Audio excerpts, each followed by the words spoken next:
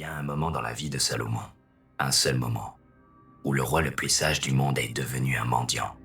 Pas un roi déchu par une armée ennemie, pas un roi vaincu sur un champ de bataille.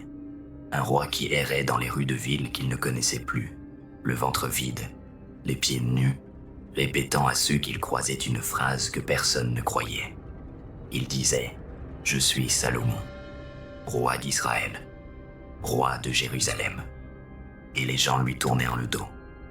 Certains riaient, certains lui donnaient un peu de pain par pitié, le genre de pitié qu'on donne à quelqu'un qui a perdu la raison, le roi le plus puissant du monde, le maître des djinns et des démons, l'homme dont Dieu lui-même avait dit qu'aucun autre n'aurait jamais reçu ce qu'il lui avait donné. Cet homme mendiait, cet homme n'était plus lui-même. Et ce n'est pas une armée qui avait fait ça, ce n'est pas une guerre, pas une trahison de ses généraux, pas une maladie, pas la vieillesse. C'était un seul acte, un seul geste. En une fraction de seconde, Salomon avait tendu quelque chose à quelqu'un à qui il n'aurait jamais dû le tendre. Et tout avait basculé. Ce soir, je vais vous dire ce que c'était. Et pourquoi le Talmud a conservé ce récit avec une précision qui devrait vous allaiter, comme l'avertissement le plus grave de toute la vie de Salomon. Je m'appelle Tafsir. J'ai grandi à Tambacounda, au Sénégal. J'ai passé ma vie entre les textes anciens et la sagesse que les anciens transmettaient sans les avoir écrits.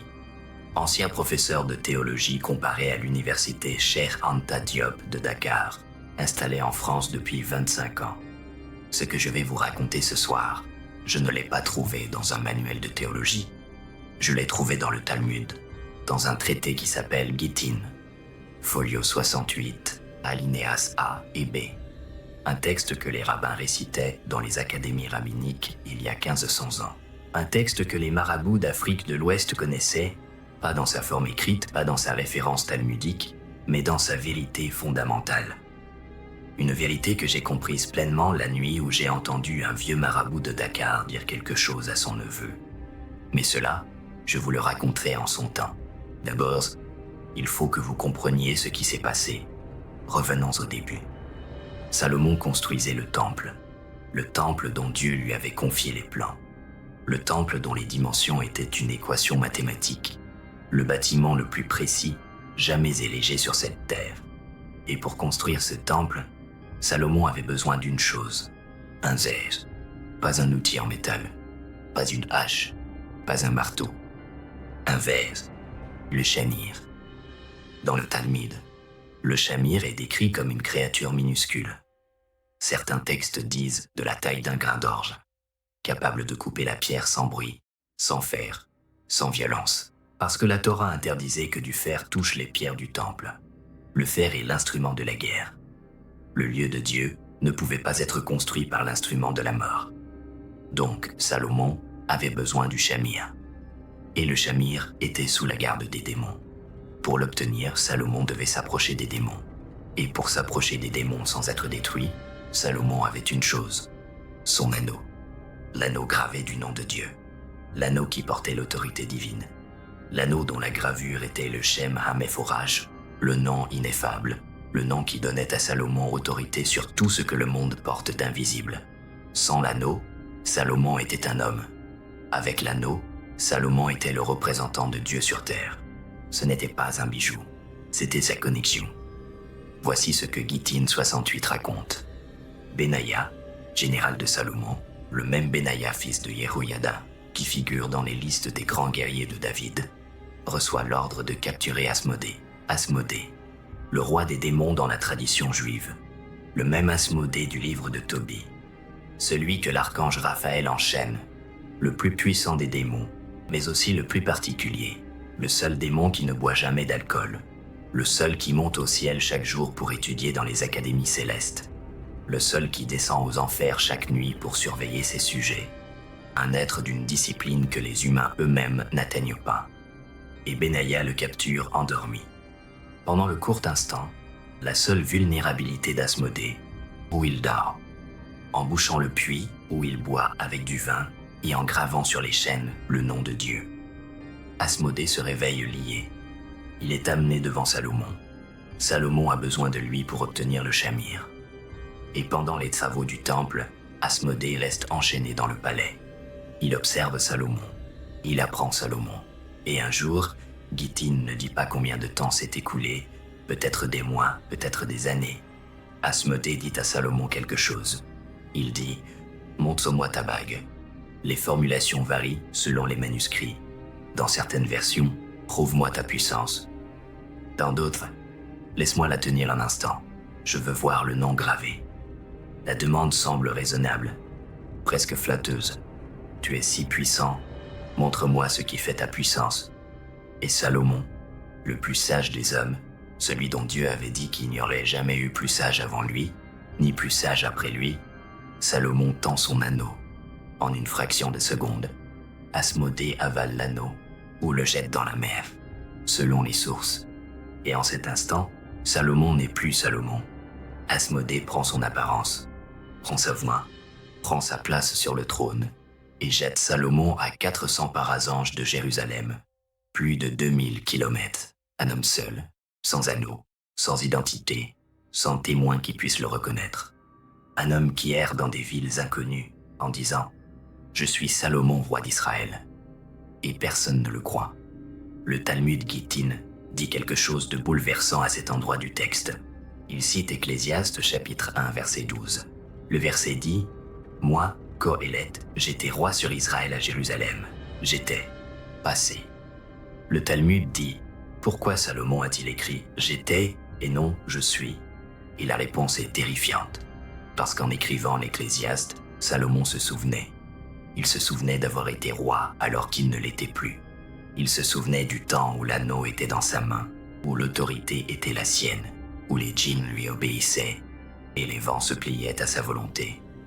Et pendant ce temps-là, pendant que Salomon errait comme un mendiant, Asmodée régnait à sa place. Voilà ce qu'un seul acte avait fait. Un acte que Salomon lui-même n'avait pas reconnu comme dangereux jusqu'au moment où il était trop tard. Prêter l'objet qui le rattachait à Dieu. Maintenant, je dois vous dire ce que cet anneau était réellement. Parce que si vous comprenez cela, vraiment, vous comprendrez pourquoi les traditions séfarades et maraboutiques sont si absolues sur ce point. L'anneau n'était pas magique au sens où nous utilisons ce mot aujourd'hui.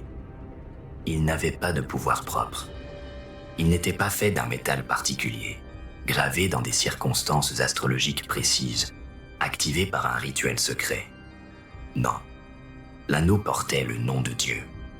Et ce nom, dans la tradition kabbalistique, dans le Zohar, dans les traités de métaphysique juive, ce nom n'est pas une formule. C'est un lien. C'est la connexion active entre Salomon et l'autorité divine. Quand Salomon portait l'anneau, il n'était pas seul. Il était connecté à quelque chose de plus grand que lui. Il agissait avec l'autorité de cette connexion. Et les djinns, les démons, les esprits, ils ne fuyaient pas devant Salomon. Ils fuyaient devant ce à quoi Salomon était connecté, devant le nom gravé dans l'anneau, devant la connexion divine que l'anneau portait. Salomon sans l'anneau n'était pas moins puissant. Il était déconnecté. Et un homme déconnecté de sa protection divine n'est plus lui-même. Ce n'est pas de la théologie abstraite. C'est ce que le Talmud documente avec une précision que je ne cesse de trouver extraordinaire. Voici maintenant ce que les traditions ont conservé de cet enseignement. Et ce qu'elles ont conservé devrait vous arrêter. Parce que ce n'est pas dans un seul groupe, pas dans une seule tradition, pas dans une seule région du monde. C'est partout. La tradition séfarade, les Juifs d'Espagne expulsés en 1492, dispersés au Maroc, en Turquie, en Hollande, dans tout le bassin méditerranéen, la tradition séfarade a une règle absolue sur les objets de protection. On ne les prête pas, ni la mezouza, ni l'amulette consacrée par un rabbin, ni le livre de prière transmis par un ancêtre. Ces objets ne se prêtent pas.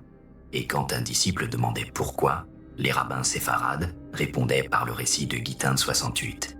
Salomon a prêté, Salomon a perdu. Le plus sage n'a pas résisté à la demande. Alors vous, qui n'êtes pas Salomon, vous ne vous permettez pas ce qu'il s'est permis.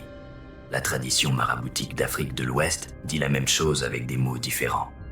Dans les familles musulmanes sénégalaises, guinéennes, maliennes, dans les familles où les marabouts jouent le rôle de protecteurs spirituels depuis des générations, Il y a une règle que les enfants apprennent avant même de comprendre pourquoi. Le chapelet personnel ne se prête pas. Le gris-gris ne se prête pas.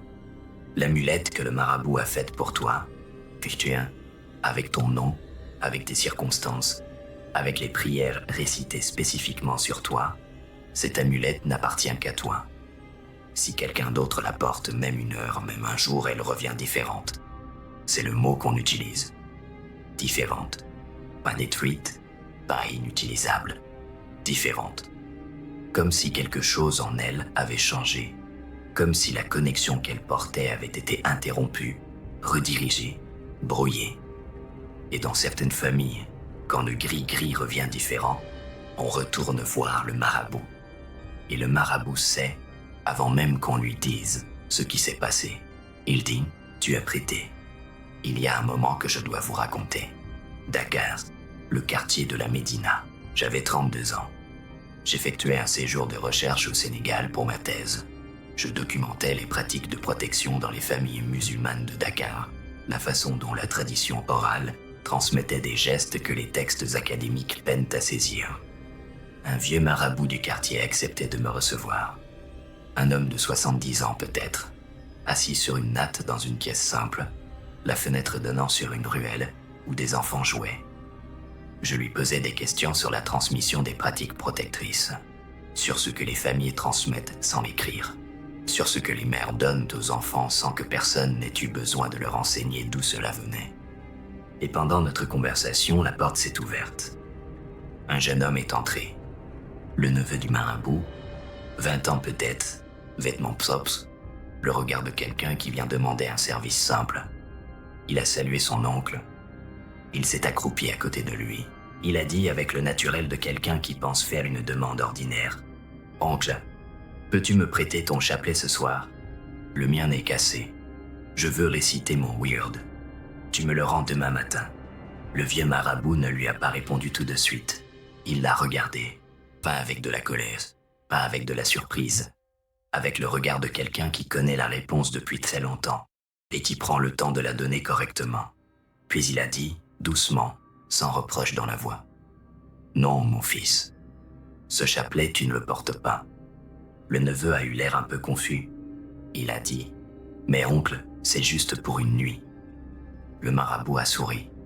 Il a dit, « Si tu veux réciter ce soir, viens t'asseoir ici. Nous réciterons ensemble. » Le neveu s'est levé. Il est reparti.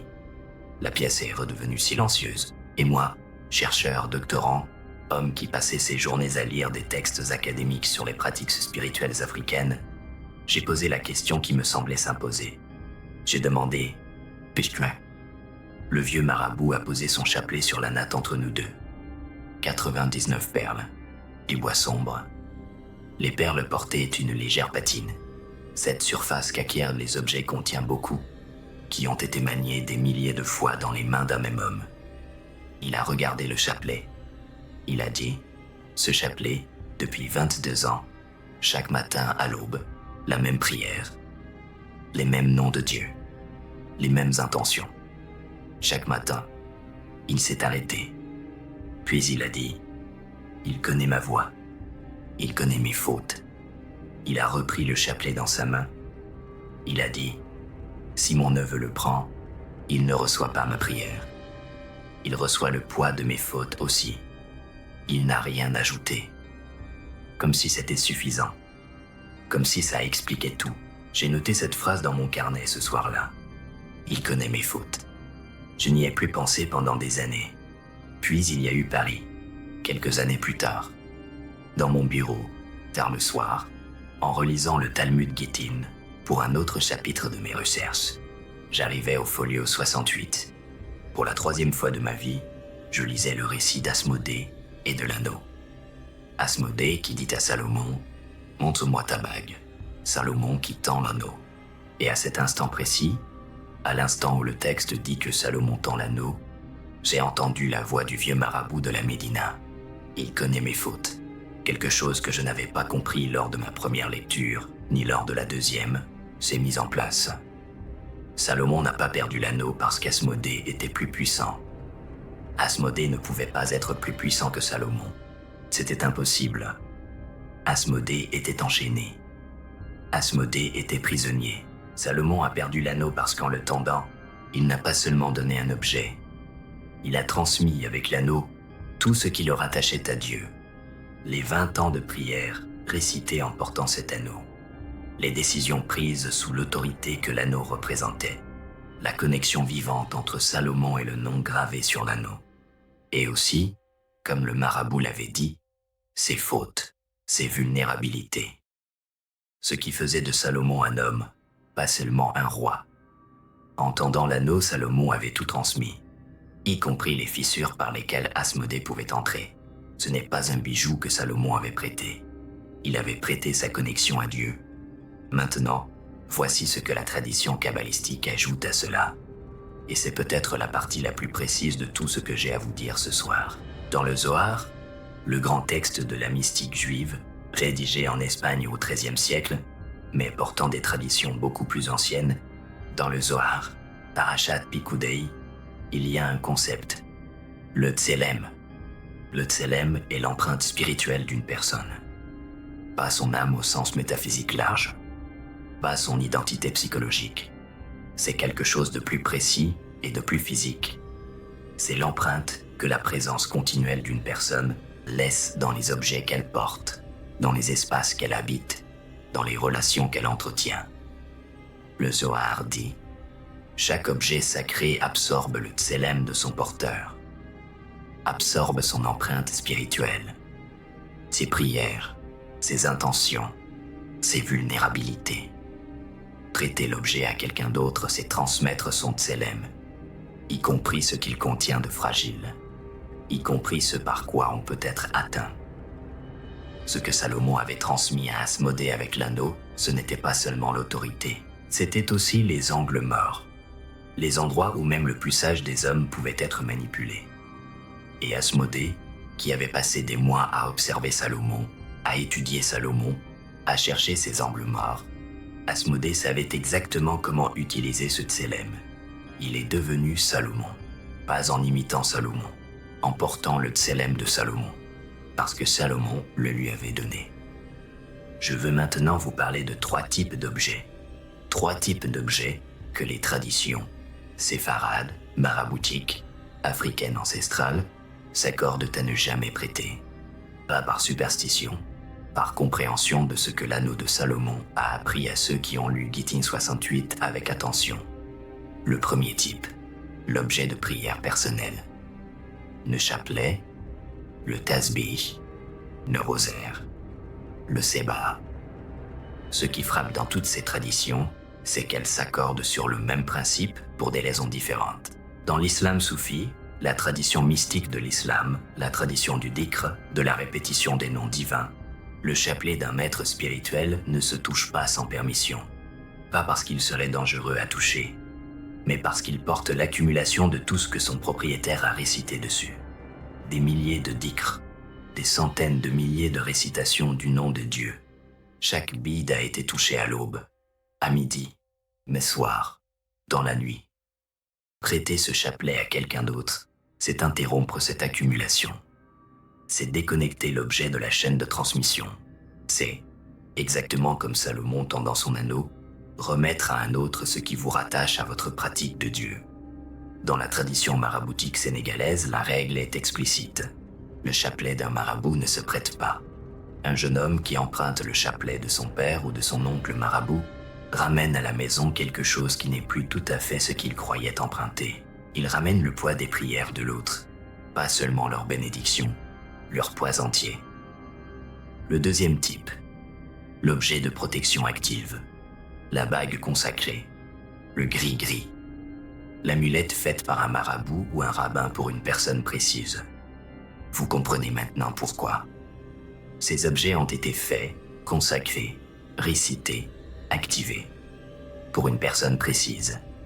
Tikshmi, pour ses circonstances, pour sa vulnérabilité particulière.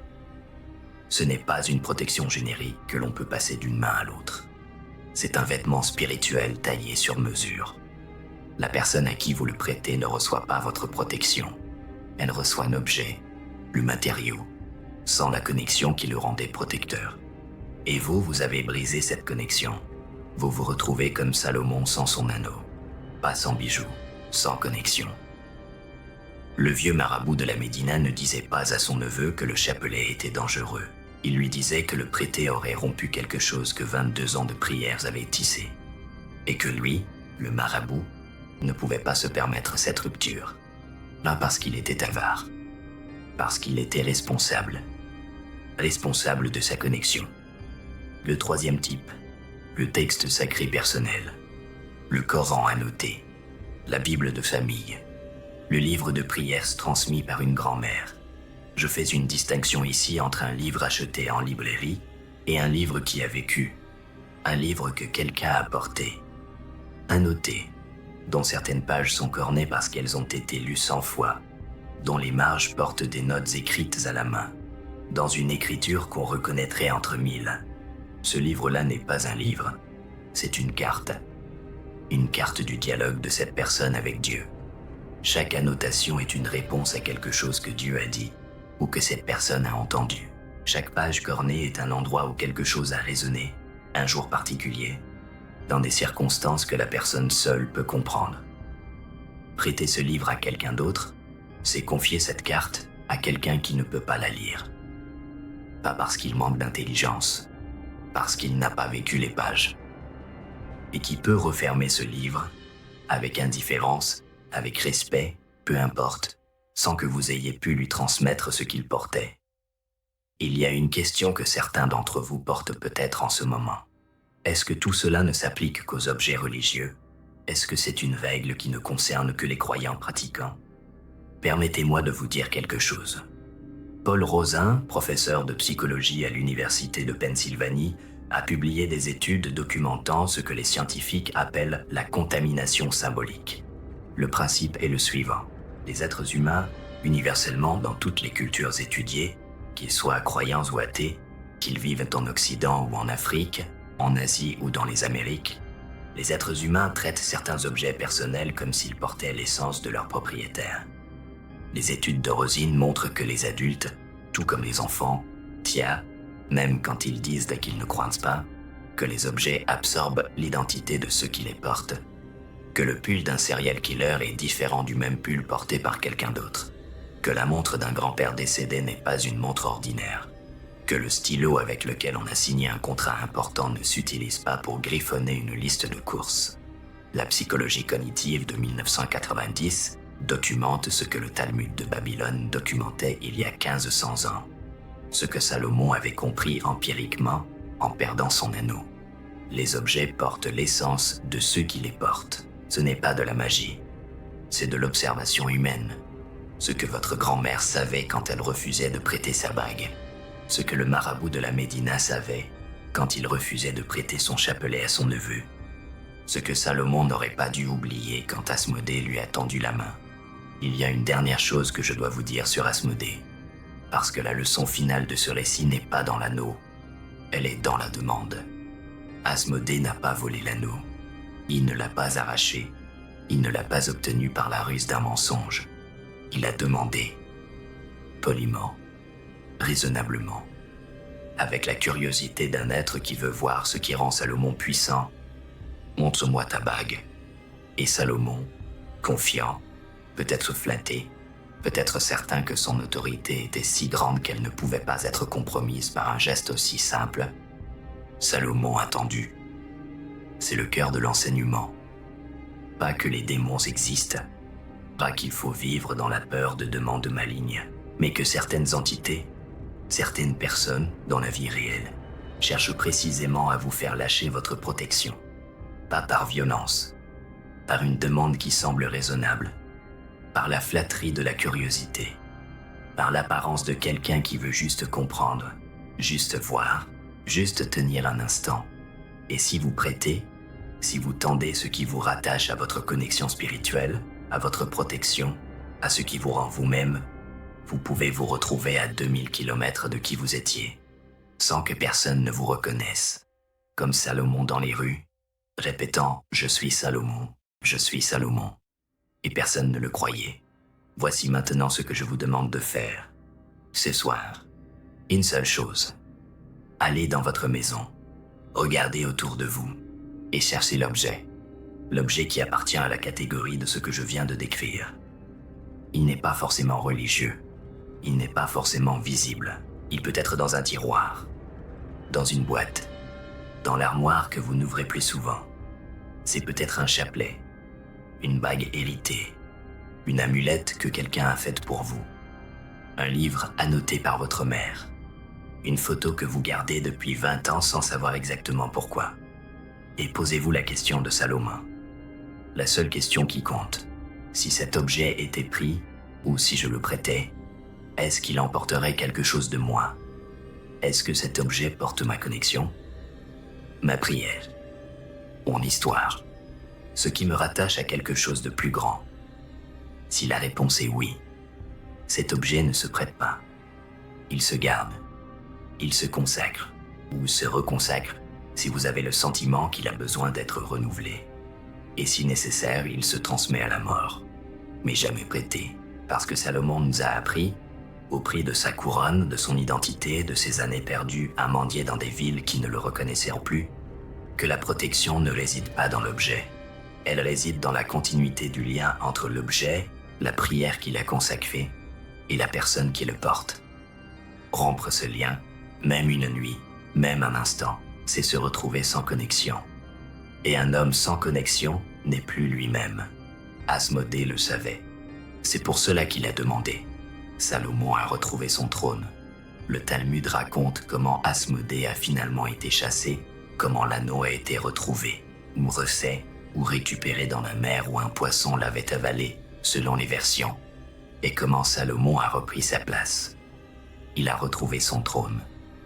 Mais les années perdues, lui, il ne les a jamais retrouvées. Les années d'errance, les années de mendiant, les années où quelqu'un d'autre était assis à sa place, prenait ses décisions, vivait sa vie. Ces années-là, elles sont dans l'Ecclésiaste. Dans la mélancolie de cet homme qui a tout eu et qui a su ce que c'était de tout perdre. J'étais roi sur Israël, à Jérusalem. J'étais. Ce soir, il y a un objet dans votre maison. Un objet qui porte votre connexion. Votre prière, votre histoire. Ce qui vous rattache à ce qui vous protège. Gardez-le. Ne le prêtez pas. Même à quelqu'un que vous aimez. Même à quelqu'un qui en a besoin. Même à quelqu'un dont la demande semble raisonnable. Parce que ce que vous pouvez perdre en le prêtant ne se retrouve pas toujours. Et parce que Salomon, le plus sage des hommes, l'a perdu.